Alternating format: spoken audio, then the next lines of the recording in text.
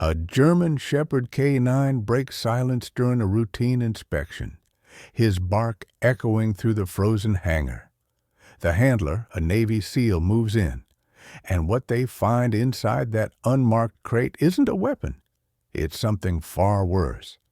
A secret powerful men were willing to kill for, buried deep within the military's own command. One dog's instinct just exposed a betrayal that could burn an entire base to the ground. Before we begin, tell us where you're watching from, and subscribe for more stories of faith, courage, and the miracles God hides in the darkest places. The snow over Montana came slow and quiet, like a blanket laid by unseen hands. In the distance, the Bitterroot Mountains glowed pale beneath the early morning sun, and the air was cold enough to turn every breath into a thin ghost.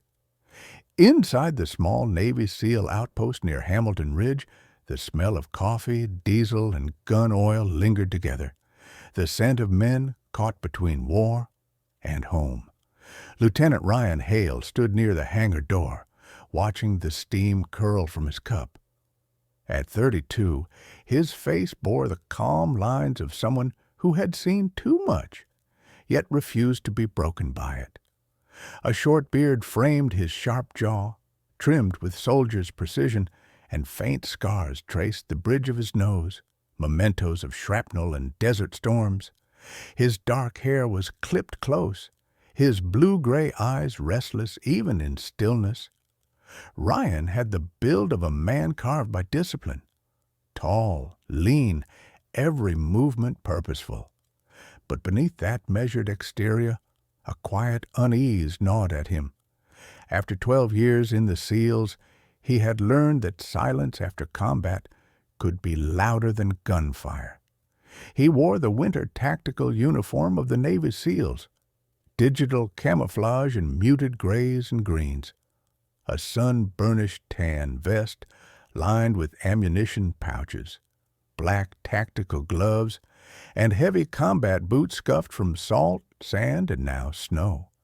His hands, though gloved, twitched occasionally as if they still remembered the rhythm of gun triggers. The war had followed him home, not in the form of enemies, but in habits that refused to die. Beside him sat Rex, his German shepherd partner, a 4-year-old with a sable coat and intelligent amber eyes. Rex's frame was muscular yet graceful, his fur thickened for the cold, his ears upright, always listening. There was something uncanny about his stillness, a coiled precision, as though every heartbeat was waiting for a signal.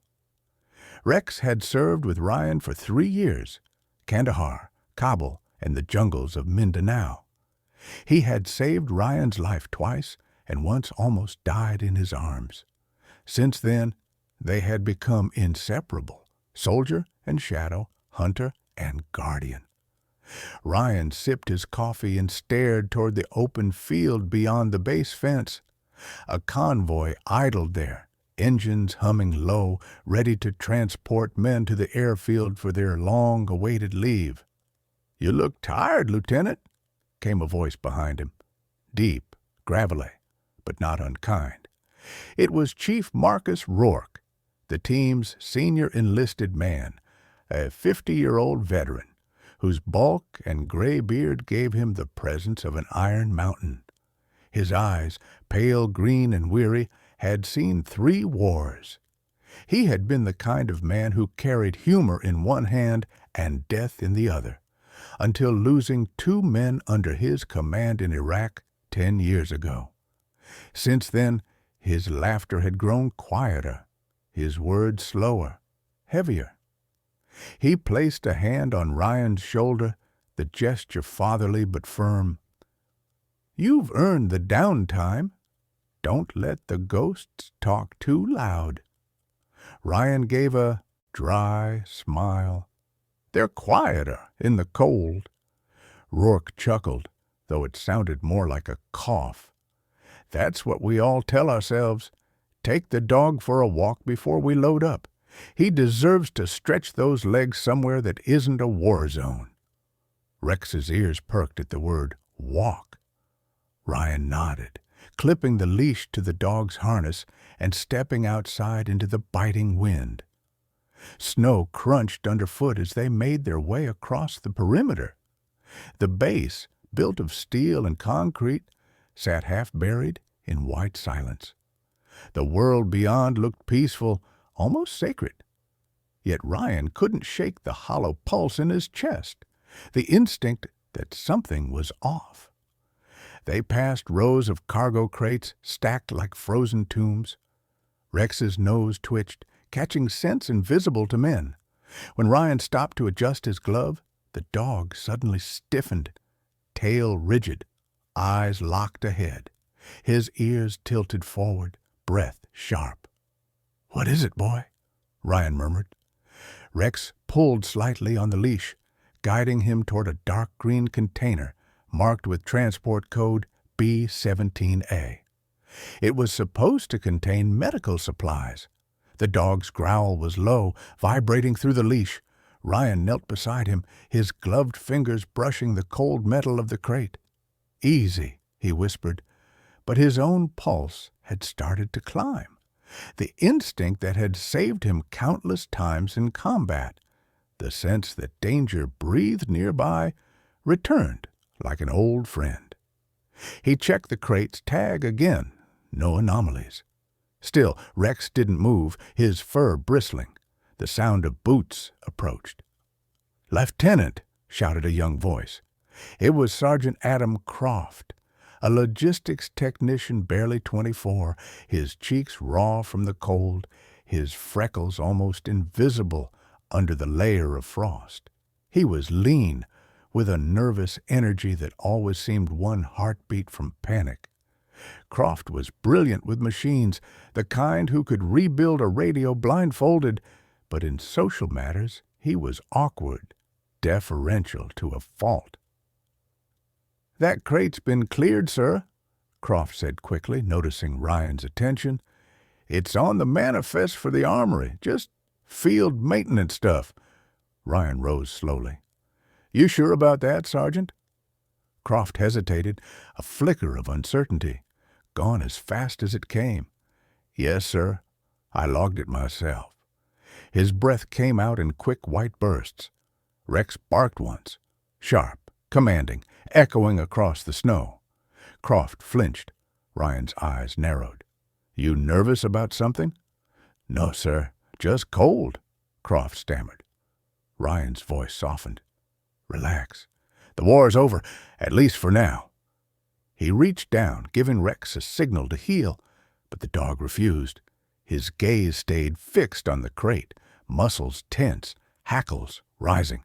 Something's wrong. Ryan's gut said it louder than words. "Open it," he ordered quietly. Croft froze.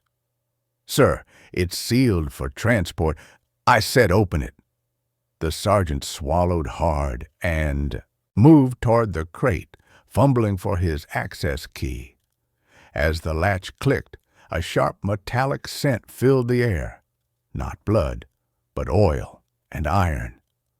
Ryan leaned closer. Inside, instead of medical supplies, rows of compact steel cylinders gleamed under the weak light, each marked with red hazard stripes. Ammunition casings, but modified, heavier, not standard issue. "What the hell is this?" Ryan muttered. Croft's face drained of color. I don't know, sir. That's not what was listed."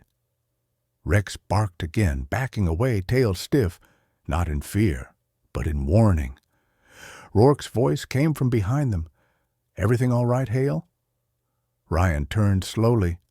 "No, Chief, not even close." The older man peered inside the crate, his expression darkening. "That's ordnance-grade material. Who signed for this?" "Croft," Ryan said, eyes still on the young man. Croft stuttered. "Sir, I didn't... Maybe it was..." Rourke raised a hand. "Save it. We'll take this to the armory commander. Seal the crate. Nobody touches it till we get clearance." The cold wind carried the faint cry of a crow overhead. The morning light had turned steel gray, heavy with storm. As they closed the crate, Ryan caught a glimpse of a serial number partially scratched off, a detail too deliberate to be coincidence. He looked down at Rex, who was now silent but watchful, eyes burning amber in the snowlight. "Good boy," Ryan whispered. But inside, his stomach twisted.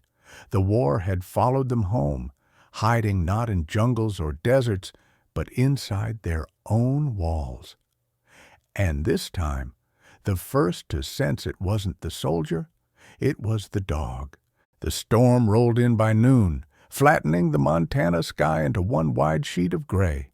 Snowflakes drifted sideways across the tarmac, carried by wind sharp enough to bite through wool. The base sirens howled briefly, a precaution for visibility. But inside the debriefing hall, the air was thick and still. Lieutenant Ryan Hale sat with his forearms on the metal table, his gloves removed, calloused fingers tracing the thin seam of a paper report. Across from him, Sergeant Adam Croft sat hunched, eyes darting from the floor to the sealed crate behind the glass partition. "Tell me again," said Chief Marcus Rourke, his voice gravelly with impatience. "Who authorized that shipment?" Croft swallowed. "Commander Pierce, sir. I logged it under his clearance code." "Pierce," Ryan repeated, frowning. "He's been deployed overseas for 6 weeks?" Croft blinked. "That can't be right, sir. The code came from his account." Rourke's jaw tightened. "Then someone's using his clearance." He turned toward the observation window. "And that means this isn't just a clerical mistake." The door opened with a hiss of hydraulics. Major Ellen Shaw stepped in, bringing the scent of snow and cold metal with her. She was in her early 40s, tall and spare, with black hair cut in a precise bob and a face carved from restraint. Her uniform was immaculate, her posture that of a woman who refused to bend even under pressure. Her gray-green eyes assessed the room with surgical precision. Shaw was the base's intelligence officer, a former field analyst whose reputation for uncovering internal breaches had made her both respected and feared. She carried no softness in her voice when she spoke. "Lieutenant Hale, Chief Rourke," she said, nodding curtly. "Sergeant Croft." Her gaze lingered on the young technician, who shifted uncomfortably. "I've reviewed the initial findings. What you found wasn't standard ordnance. It's a control module, an experimental ignition unit for remote-triggered munitions, classified Level 4. Ryan's head lifted. "That's restricted tech. Who the hell signs that out to a maintenance shipment?" "That's the question," Shaw replied evenly. "And it's not one that leaves this room.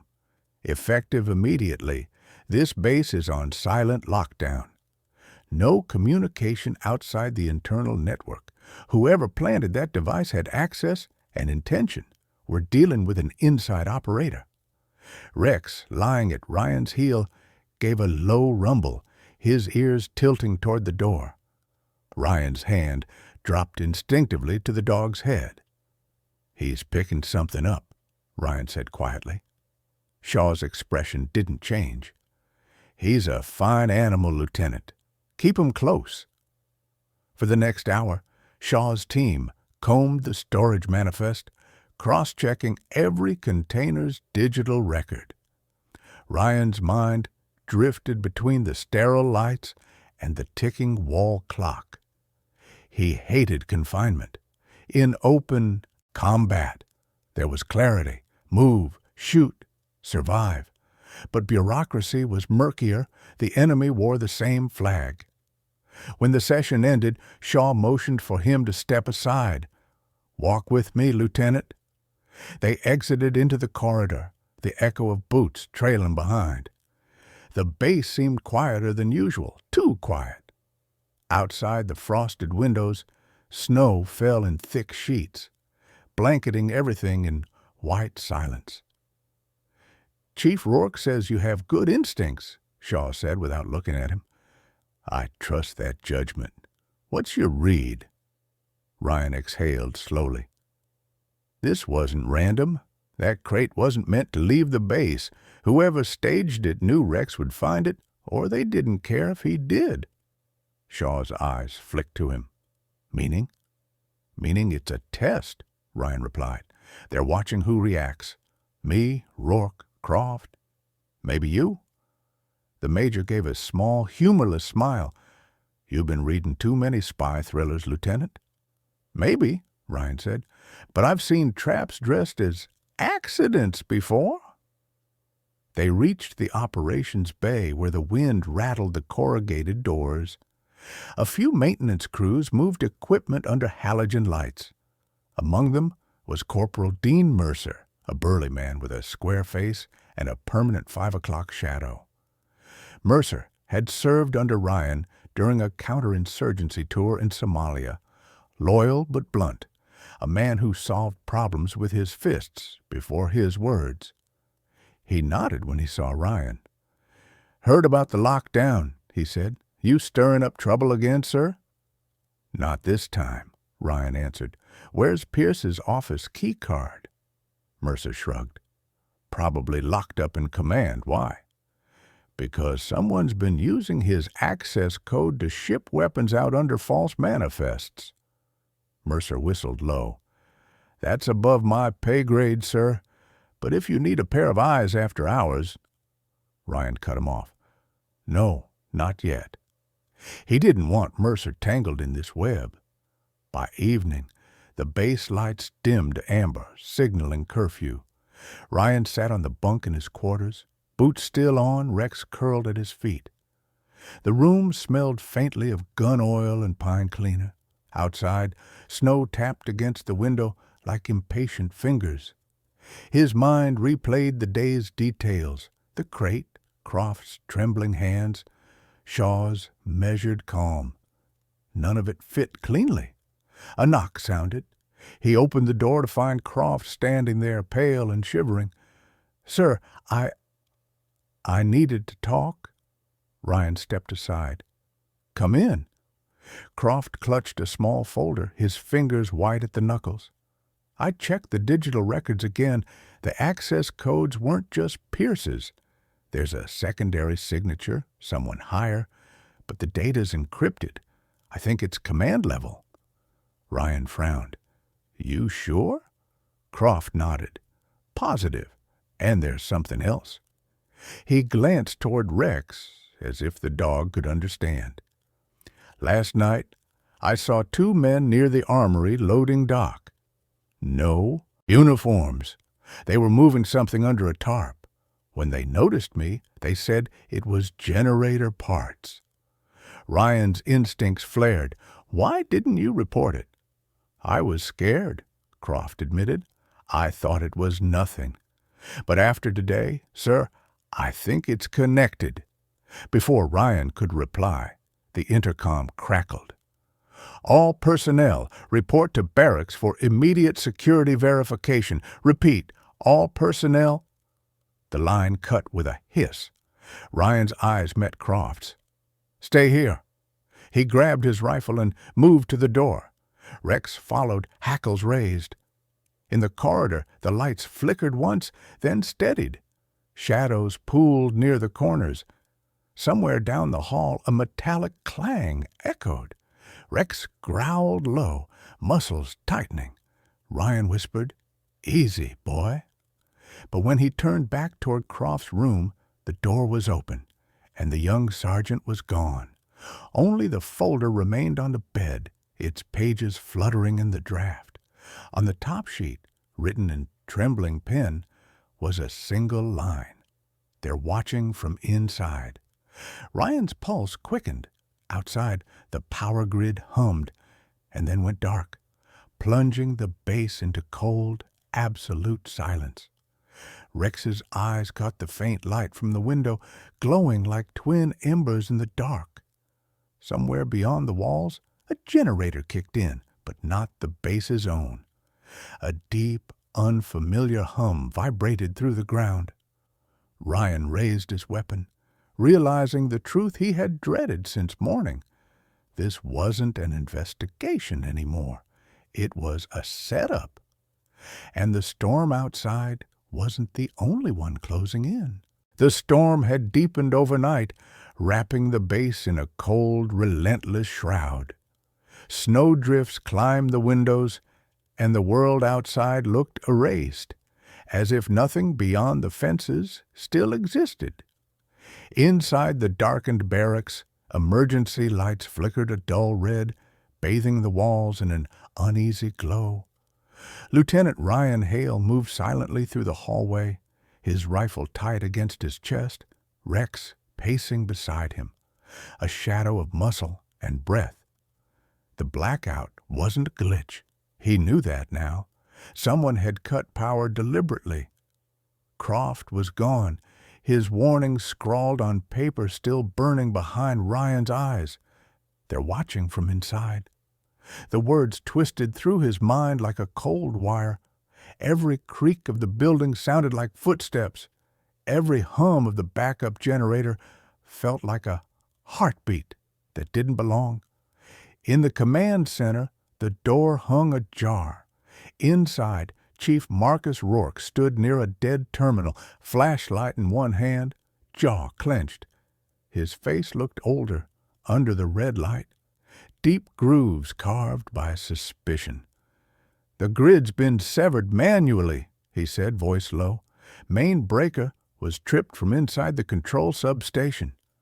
Ryan scanned the room. "Any sign of Croft?" Rourke shook his head. "Nothing, but I found this." He held up a small access badge, half melted by heat. The name barely visible. Major Ellen Shaw. Ryan froze. "She's dead?" "Not necessarily," Rourke said, "but she's off comms. Security logs show her ID used to open the motor pool 20 minutes before the blackout." Rex gave a sharp bark, breaking the stillness. His nose lifted toward the ventilation ducts, nostrils flaring. Something metallic drifted in the air. Oil, gunpowder, and the faintest trace of burnt copper. Ryan's instincts tightened like a trigger pull. "We need to find her," he said. They crossed the corridor, boots echoing on the frozen floor. As they passed the armory wing, a dim flashlight beam flickered behind a half-open door. Ryan raised his hand for silence and edged closer. He pushed the door open, and the beam swung toward him. "Lieutenant Hale?" The voice was familiar, taut with strain. Major Ellen Shaw emerged from behind a stack of crates, her uniform disheveled, a small cut streaking across her cheek. She lowered her weapon when she saw Ryan, but didn't relax. "You shouldn't be here. None of us should." "What happened?" he demanded. "I was reviewing Croft's logs when the system shut down. I went to the generator. Someone was already there, trying to fry the internal servers. 2 men, both in SEAL uniforms but with no insignia. One recognized me. They opened fire. I barely made it out." Her voice was steady, but Ryan saw the tremor in her hands. "They're cleaning house, Lieutenant. Whoever's behind this doesn't want any record left." Rourke stepped closer. "And Croft?" Shaw hesitated. "I think they took him." Ryan's chest tightened. He remembered the boy's frightened eyes, the stammering voice that had said, "They're watching." He turned to Rourke. "We need to track him. The snow will cover any trace fast." "Then we move now," Rourke said. Shaw glanced toward Rex. "Can he follow a scent in this weather?" Ryan met her gaze. "He's done it in worse." They left the armory and stepped into the open yard. The wind cut through their clothes like blades. The base lights were dead. the flag stiff and frozen against its pole. Rex sniffed the air, then lowered his nose to the snow, tracing a path toward the south perimeter fence. Ryan followed, his breath steaming through the mask. Each step was muffled, the storm swallowing their sound. Halfway to the fence they found the first sign, a spent casing half buried in the snow, still faintly warm. Then 20 yards ahead, a smear of blood led toward the access gate. Rex growled, tail rigid. "Someone breached the fence," Shaw said. Her voice barely carried over the wind. Rourke's flashlight caught movement, a flicker of motion near the motor pool. A figure stood there for an instant before disappearing behind the vehicles. Ryan gestured silently. They advanced. Behind the row of trucks, they found a body slumped against the tires, one of the disguised soldiers Shaw had mentioned. His throat was cut cleanly. Ryan crouched, studying the corpse.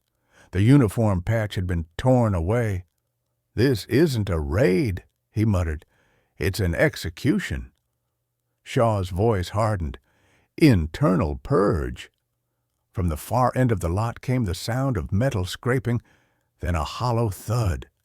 Rex lunged toward it, barking. They rounded the corner and saw the underground hatch to the fuel lines, forced open. Rourke peered into the dark tunnel. "Maintenance access to the supply depot," he said. "No cameras down there." Ryan switched on his tactical light and descended first, Rex close behind.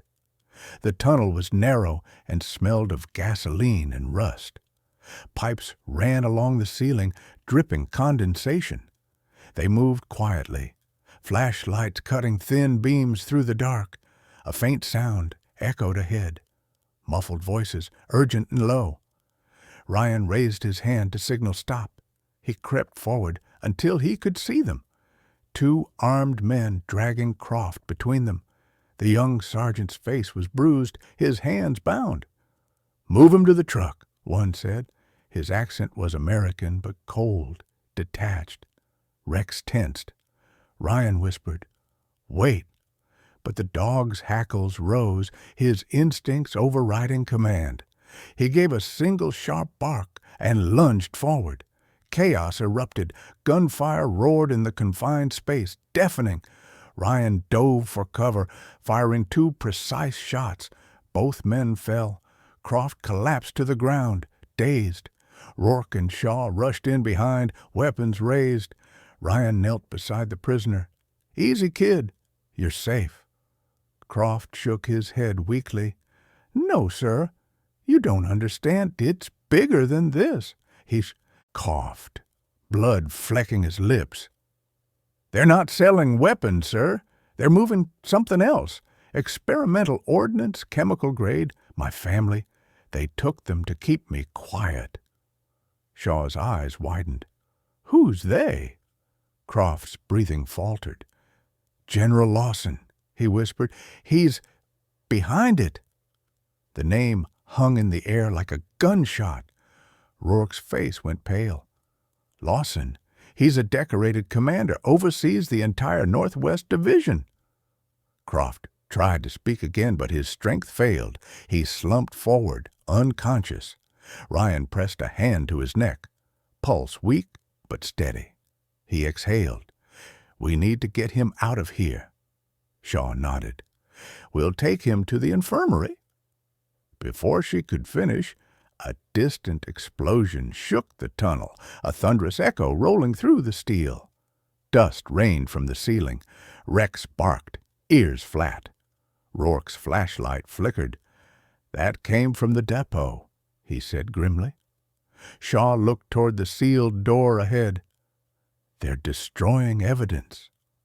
Ryan lifted Croft onto his shoulder, then were out of time. As they started back toward the surface, a new sound rose beneath the thunder. The deep, mechanical rumble of engines starting. Not trucks. Something heavier. Ryan froze, listening. His heart pounded. "That's not from the base," he said. Shaw turned to him. Then from where? The wind outside howled through the tunnel's mouth, carrying a low metallic echo, like blades cutting air. Helicopters.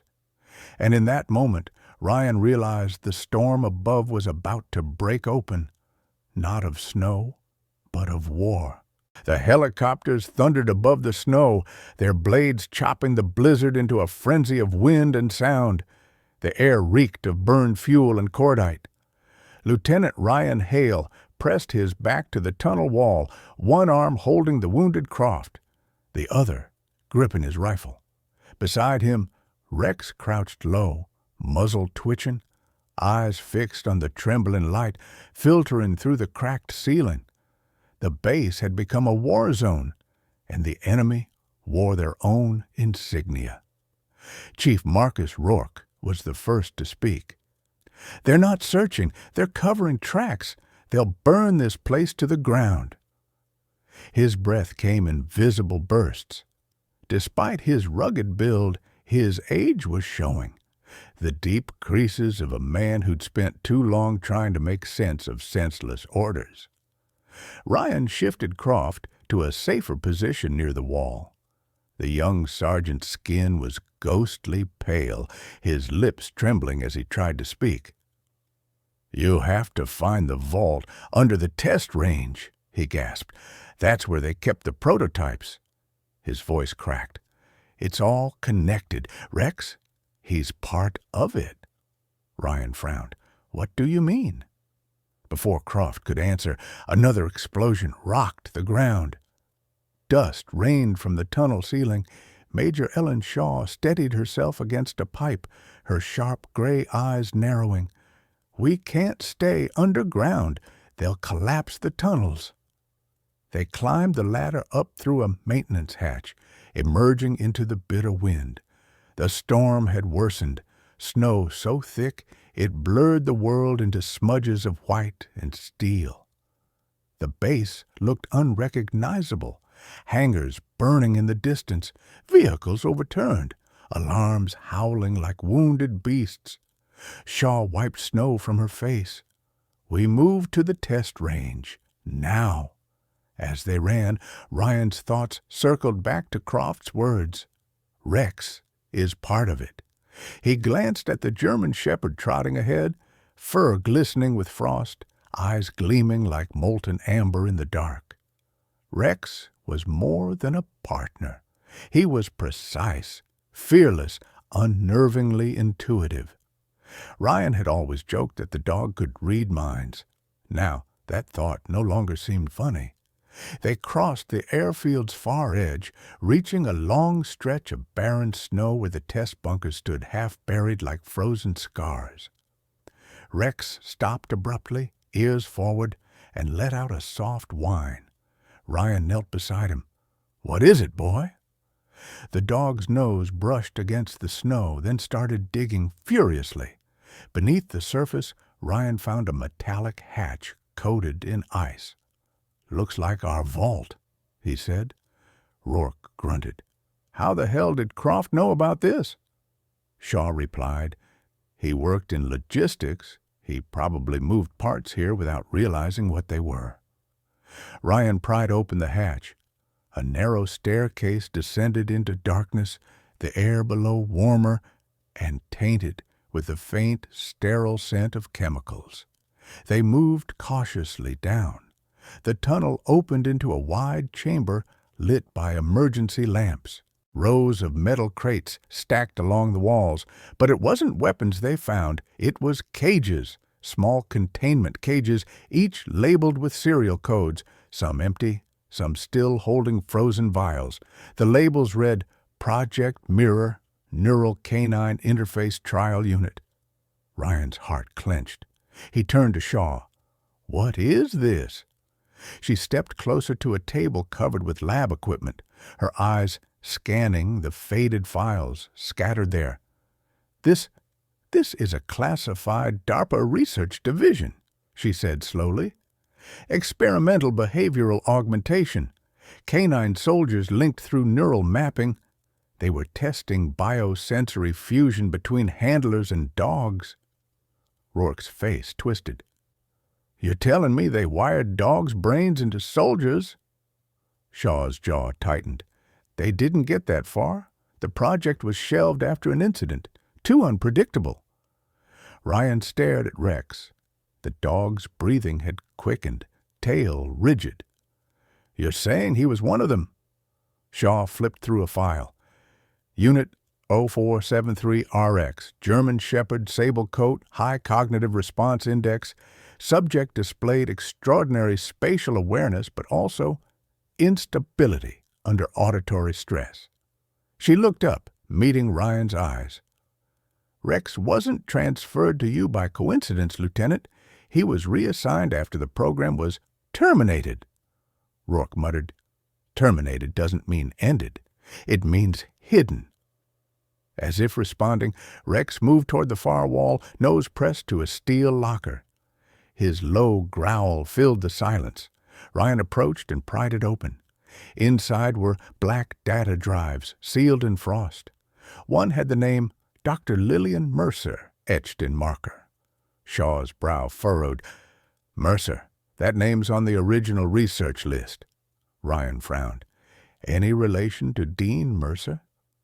"The corporal from maintenance?" Rourke asked. Shaw nodded. "Possibly. She was his sister, a neuroscientist attached to the project." Ryan inserted one of the drives into a field tablet. The screen flickered, revealing logs, test results, diagrams, and video stills. One showed a sterile lab. Dr. Lillian Mercer, standing beside a younger Rex, restrained in a harness. She was a woman in her mid-30s, dark auburn hair tied back, pale skin, and sharp, searching eyes, the kind of person whose curiosity burned brighter than caution. Her voice played through the tablet speaker. "Subject 0473 demonstrates unexpected pattern recognition. Suggest further development before neural sync trials proceed." Then the next line. "Authorization denied by General Lawson. Program assets to be reclassified." Shaw muttered, "Lawson again." Ryan clenched his fists. "He shut it down, and then used it." Rourke said grimly, "He's building something, weaponizing both tech and men." Before they could process more, Rex began barking sharply, his eyes locked on the tunnel entrance. Shadows flickered there, flashlights, footsteps, voices. "Lawson's men," Shaw hissed. "They tracked the signal when you powered the tablet." Ryan shut it off instantly. "We hold them off, buy time to copy the data." Rourke took position near the crates. "2 mags left. Not much of a fight." Shaw crouched near the console, inserting a drive. The hum of data transfer filled the chamber. "Just give me 90 seconds." Ryan exhaled slowly, raising his rifle. Snowlight from above spilled faintly down the staircase, mingling with the red warning glow. The first silhouette appeared. A soldier in tactical armor, rifle raised. Ryan fired once. The man dropped. Another came, shouting. Gunfire erupted, echoing off the metal walls. Rex lunged into the fray, slamming into a second intruder, his teeth flashing. Ryan covered him, every instinct honed to protect the only partner he trusted. Rourke's weapon barked beside him, the recoil jerking his aging shoulders. "Transfer complete!" Shaw shouted. She ripped the drive free and shoved it into her vest. "Move!" They dashed toward the stairwell, Rex bounding ahead, growling. Bullets sparked off steel behind them. As they burst into the snow again, Ryan glanced back. The vault's interior lights began to pulse, one by one, from red to blue. Shaw's face paled. "They activated a fail-safe." "What kind?" Rourke barked. "Self-destruction. They're erasing the evidence." Ryan's heart pounded as they ran across the frozen range. Behind them, a deep rumble grew. Then the ground heaved. The vault door blew open in a pillar of fire, sending shards of steel and ice into the storm. The shock wave knocked them down. Ryan lay half buried in snow, ears ringing. Rex stood over him, barking frantically. He blinked, forcing focus. Shaw and Rourke were alive but shaken. Shaw pushed herself up, coughing. "We have the data," she gasped. "Now we find Mercer." Ryan frowned. "Dean Mercer?" "No," she said, eyes hard. "His sister. If she's still alive, she's the only one who can explain what Lawson's building." In the distance, through the swirling snow, the faint silhouette of a helicopter flickered across the clouds. Unmarked, silent, heading north. Ryan narrowed his eyes. "Then that's where we're going." Rex gave a low growl, as if in agreement. The storm carried the sound away, but somewhere beyond it, war was already waking. The night sky above Montana had turned into a dark whirlpool of snow and shadow. The storm had moved east, but its ghost remained, wind whispering through burned hangars and twisted metal. Lieutenant Ryan Hale, his uniform half torn and streaked with soot, walked through the skeletal remains of what was once the SEAL test range. The air reeked of fuel and ash. Rex trotted beside him, fur dusted white, muzzle low to the ground, nose tracking an invisible trail. They were alone for miles. The rest of the base was gone, evacuated or silenced. Somewhere behind them, Chief Rourke and Major Shaw followed, silent silhouettes moving through the ruin. They had one lead, Dr. Lillian Mercer. The data Shaw recovered pointed north. A cabin near Glacier National Park, once registered to Mercer's research division before it was erased from all records. Ryan didn't believe in coincidence anymore. The unmarked helicopter they'd seen the night before had been heading in that same direction. By dawn, they reached the edge of the mountain pass. The road was buried under ice, winding upward through pines heavy with snow. Their vehicle, a stolen military jeep, rattled over the frozen path. Inside, the atmosphere was heavy with exhaustion. Shaw sat in the passenger seat, her sharp features drawn and pale. "Lawson will move fast," she said quietly. "He won't risk Mercer talking." Rourke grunted from the back seat. "Then we get to her first." Ryan's eyes stayed on the road. "If she's still alive." Rex's ears flicked and he gave a low whine, a signal Ryan had learned to trust. A moment later, the radio crackled. Static first, then a faint pulse. Rhythmic, intentional. Ryan turned the dial, adjusting the frequency. The pattern repeated. 3 long bursts, 2 short. Morse code. Shaw leaned forward, listening. "That's an SOS beacon." "From where?" Ryan asked. She checked the map. 15 miles north of us, near the old chemical refinery. Rourke cursed. "That place has been abandoned for 20 years. Toxic ground." "Which makes it the perfect hideout," Shaw replied. They turned off the main road, the jeep grinding through knee-deep snow until the refinery's outline emerged through the fog. A cluster of rusted towers and cracked storage tanks. It looked dead, but Ryan had seen enough war zones to know silence often meant someone was listening. Rex jumped out first, paws sinking into the snow. His head tilted, nose twitching. Ryan followed, rifle raised. The others spread out, moving between the skeletal pipes. The wind whistled through holes in the towers like a mournful organ. Then Rex stopped, ears forward, and gave a single sharp bark. Ryan froze. "Contact," he whispered. A voice came from behind a ruined tank. Trembling. Human. "Don't shoot." A figure stepped out slowly, hands raised. She was slender, mid-30s, wearing a torn parka and snow goggles that reflected the light, like glass. Her auburn hair, streaked with frost, framed a pale, intelligent face lined by exhaustion. Dr. Lillian Mercer. Ryan lowered his weapon, but didn't relax. "Dr. Mercer?" She nodded weakly.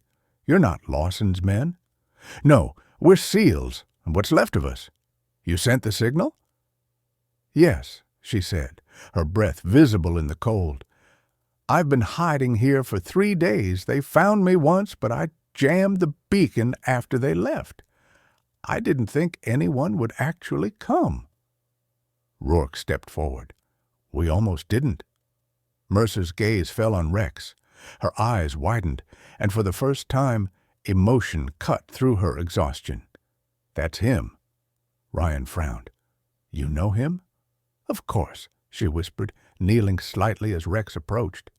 The dog sniffed her glove cautiously, then relaxed, a recognition deep in his bones. "I trained him. I was the lead neurologist on Project Mirror. Rex was the most advanced subject we ever had." Shaw crossed her arms. "Then you know what Lawson turned that research into." Mercer's face darkened. "I do, and it's worse than you think." They followed her inside the refinery's main building. The walls were black with soot, but inside the old control room she had set up a small lab, laptops powered by a generator, a pile of files, a metal cot, and the faint warmth of a space heater. "After Lawson shut the project down, he didn't destroy it," Mercer began. "He stole it. My work, Rex's data, everything. He repurposed the neural interface to control remote combat drones. But the technology wasn't stable. It needed a biological anchor, a living neural map. That's why he kept the dogs. They weren't just soldiers. They were templates." Ryan's stomach twisted. "You're saying he's building weapons controlled by dogs' neural patterns?" "Not just dogs," Mercer said softly. "Humans, too. Hybrid systems. He's been testing on captured personnel, the missing soldiers from the last 2 training rotations." Shaw's face turned ashen. "That's why he erased the base. It wasn't a cleanup. It was containment." Rourke's fists clenched. "And Croft's family?" Mercer nodded grimly. "Hostages. Insurance against exposure." Ryan paced to the window, the snow outside reflecting a dull silver light. "Where is Lawson now?" Mercer hesitated. "He's moving everything to a secure site, the Northern Chemical Plant in Kalispell. That's where the control core is being assembled. Once it's operational, he'll have an army that doesn't bleed or question orders." A low growl rose from Rex. He stood near the door, tail stiff. Mercer looked up sharply. "They found us." Ryan grabbed his rifle. "How?" "They must have traced my beacon before I jammed it," she said, panic edging into her voice. Outside, headlights pierced the fog. 2 black SUVs rolling silently toward the refinery. The whir of rotors followed, a small surveillance drone hovering overhead. Rourke cursed. "We're boxed in." Shaw quickly packed Mercer's drives. "We move through the refinery tunnels. Back exit leads to the frozen river." Ryan nodded. "I'll cover the rear. Rourke, you take the doctor. Shaw, map the exit." They moved fast through the rusted corridors, the sound of boots and metal echoing. Behind them, gunfire cracked, short, controlled bursts. Lawson's men had arrived. Rex barked once, lunging toward a shadow at the end of the hall. Ryan fired in tandem. The assailant dropped. "Keep moving," he shouted. They reached the tunnel mouth, wind slicing in like knives. Snow whirled through the darkness. Mercer stumbled but kept pace, clutching the data drive to her chest. "If they get this back," she panted, "it's over. You have to get it to Washington. Proof, names, everything." "First we get you out," Ryan said. They emerged onto the frozen river. The ice stretched wide and pale under the moonlight. For a moment, it looked like salvation. until the roar of engines grew louder. From above the trees, a military helicopter descended, its floodlights blinding white. Rourke shouted, "Down!" as gunfire erupted from the side door. Bullets shattered the ice. Water sprayed upward in violent plumes. Ryan fired back, but the cold air stole his aim. Shaw dragged Mercer behind a snowbank. Rex barked wildly, pacing, his instincts pulling him forward. Then Ryan saw it, a second helicopter hovering in the distance, smaller, unmarked. Its door opened, revealing a silhouette. Tall, broad-shouldered, the glint of a silver insignia on his collar. "General Lawson!" The voice that followed came through a loudspeaker, smooth and cold. "Lieutenant Hale, you've done well to come this far, but this ends tonight." The rotor wash whipped the snow into a storm. Ryan raised his rifle, heart hammering. Shaw reached for her radio, shouting something he couldn't hear over the roar. Then, in the chaos, a distant sound cut through, a faint, mechanical hum from beneath the ice. Rex's ears shot up, eyes locked on the frozen river as if something enormous stirred below. Ryan's breath caught. "What the hell is that?" Lawson's voice crackled again, colder than the wind. "The future, Lieutenant, and it's already awake." The ice beneath them groaned. Cracks spidered outward. Rex barked once, the sound of defiance against the storm, and the world erupted beneath their feet. The ice split beneath them with a sound like thunder. Freezing water surged upward, swallowing the snow in violent waves. Lieutenant Ryan Hale grabbed Dr. Lillian Mercer's arm and pulled her back from the collapsing edge, his breath burning in the frigid air. Rex barked furiously, claws scraping across the ice, muscles taut with instinct. Above, General Lawson's helicopter circled like a predator, floodlights sweeping across the frozen chaos. "Fall back!" Ryan shouted. Chief Rourke dragged Shaw toward a snowbank for cover. Bullets struck the ice, sparking fragments into the night. Beneath the cracking surface, something moved, a vast shadow, mechanical and alive. The deep hum grew into a pulse that vibrated through their bones. Shaw's voice came through the static of her radio. "Whatever it is, it's powered from below the riverbed." Ryan's eyes darted to Mercer. "What did he build?" he demanded. The scientist's pale face reflected the horror in her eyes. "The prototype control core. A hybrid drone hive, Lawson's testing full neural sync. It's what the project was meant to be before we shut it down." The hum reached a crescendo. The ice shattered completely, and from the water rose a towering machine, a steel colossus shaped like a monstrous hound, its surface alive with circuitry and blue light. Its eyes glowed with the same eerie hue as Rex's, as though the creature shared a fragment of his mind. "He merged the neural data," Mercer whispered, voice trembling. "That's why he wanted Rex, to complete the link." Ryan's pulse pounded. "Then we end it before it wakes." He turned to Rourke. "We need explosives." The older man grinned grimly. "You're in luck, Lieutenant. I never travel light." He pulled a compact satchel from his pack. Demolition charges salvaged from the base. Shaw loaded her rifle, scanning the tree line. "Lawson's men are fanning out. We've got less than 5 minutes." The helicopter descended lower. Through the blinding light, Lawson's voice echoed through a megaphone. Calm, authoritative, the voice of a man who still believed he was saving the world. "Lieutenant Hale, you can't stop evolution. Step away, and you'll live to see a new dawn." Ryan shouted back, "You're building a nightmare." Lawson's reply was almost sorrowful. "Nightmares are the price of peace. My soldiers won't die in deserts or drown in oceans. They'll obey. They'll endure. They'll never betray. Rex barked, a sound of defiance that cut through the storm. Ryan met the dog's amber eyes, intelligent, fierce, unwavering. Let's prove him wrong, partner. He strapped the charges around his vest and passed another to Rourke. Plant them along the core. We'll overload the power cells. Shaw handed Mercer her sidearm. Stay behind me, Doctor. You're our proof.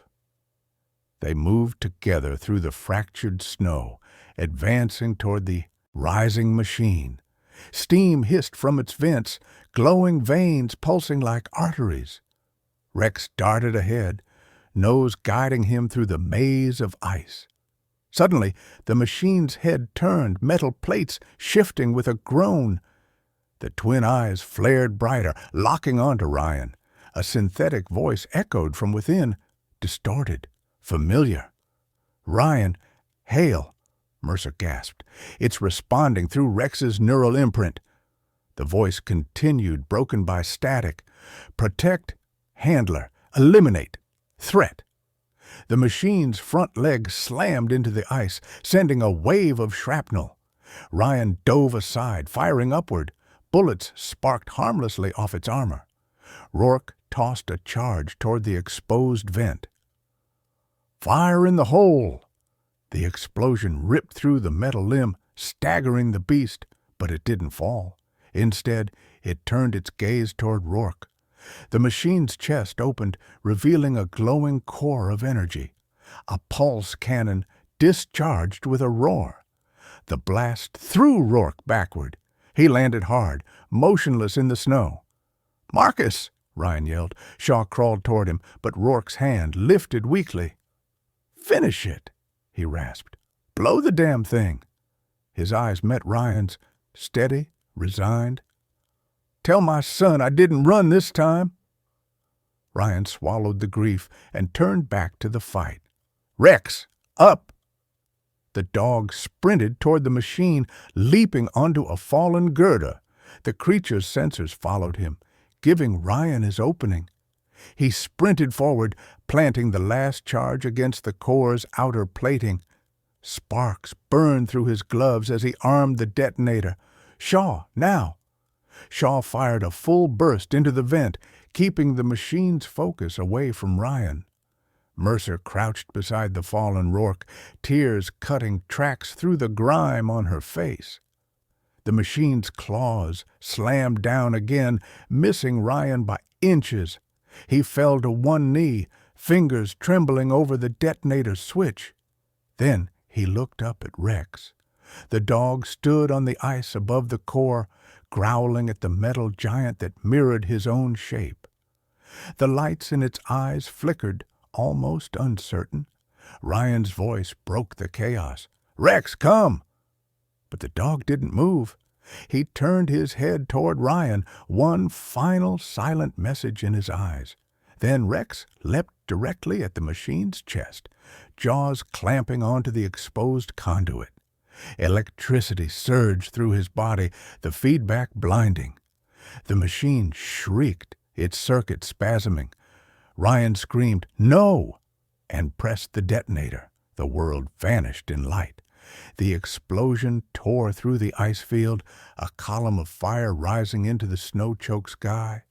The shockwave flattened trees and sent shards of steel raining down like meteors. Then, silence. Only the hiss of melting ice and the whisper of the wind remained. When the smoke cleared, Ryan lay half buried in snow, ears ringing, vision blurred. Shaw knelt beside him, her shoulder bleeding, but her voice steady. It's over.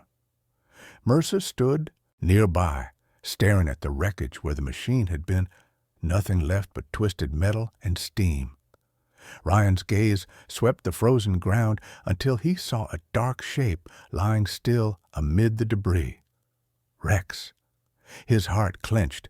Crawling forward, he brushed snow from the dog's fur. The amber eyes that had once burned with life were dim now, yet peaceful. Ryan bowed his head, whispering, "You did it, buddy. You saved us all." Shaw placed a hand on his shoulder. "We'll make sure they never rebuild it. Lawson's dream dies here." A distant sound broke the quiet, the whine of a damaged helicopter engine. Ryan looked up. Lawson's chopper had crashed half a mile away, smoke rising from the wreck. Against all odds, the general staggered from the wreckage, one arm burned, his uniform torn. He stared at Ryan with a look of disbelief and fury. "You think you've stopped me?" he shouted hoarsely. "The code is already out there. You can't kill an idea." Ryan rose slowly, blood freezing on his sleeve. "No," he said, voice low and hard, "but you can kill the man who started it." He raised his rifle, but Lawson only laughed, hollow, broken, before collapsing into the snow. The laughter faded into silence. By dawn, rescue helicopters arrived, loyal units responding to Shaw's emergency broadcast. As the survivors were airlifted from the icy wasteland, Ryan looked down at the ruined expanse below. The storm had finally passed. For the first time in months, the horizon glowed with faint sunlight. Mercer sat beside him, holding Rex's service tag in her gloved hands. "He wasn't just part of the project," she said quietly. "He was its redemption." Ryan nodded, eyes on the fading landscape. "He was more human than the man who made him." The helicopter rose higher, carrying them toward the dawn. Beneath them, the river refroze, sealing away the wreckage, the secrets, and the ghost of a war that never should have been. And somewhere in that vast white silence, the echo of a single bark lingered, strong, eternal, and free. Sometimes God's miracles don't arrive in thunder or light. They come quietly, through loyalty, courage, and the will to do what's right, even when no one is watching. Ryan's story reminds us that the greatest battles aren't always fought with weapons, but with faith. Faith in goodness, in redemption, and in the power of love that binds even man and beast. Rex was more than a soldier's dog. He was a reminder that God often sends his angels in unexpected forms, sometimes on 2 legs, sometimes on 4. And maybe that's the true miracle, that in a broken world, grace still finds its way through simple acts of loyalty and sacrifice. In our own lives, we all face storms, loss, doubt, or fear. But if we listen closely, perhaps we'll hear the same voice that guided Ryan through the blizzard, a whisper from God saying, "Keep walking, you're not alone." If this story touched your heart, share it with someone who needs hope today. Leave a comment with a prayer for those still fighting their own battles, and don't forget to subscribe, because every story of courage deserves to be heard. May God bless you, your family, and every loyal soul, human or animal, who stands beside you through life's storms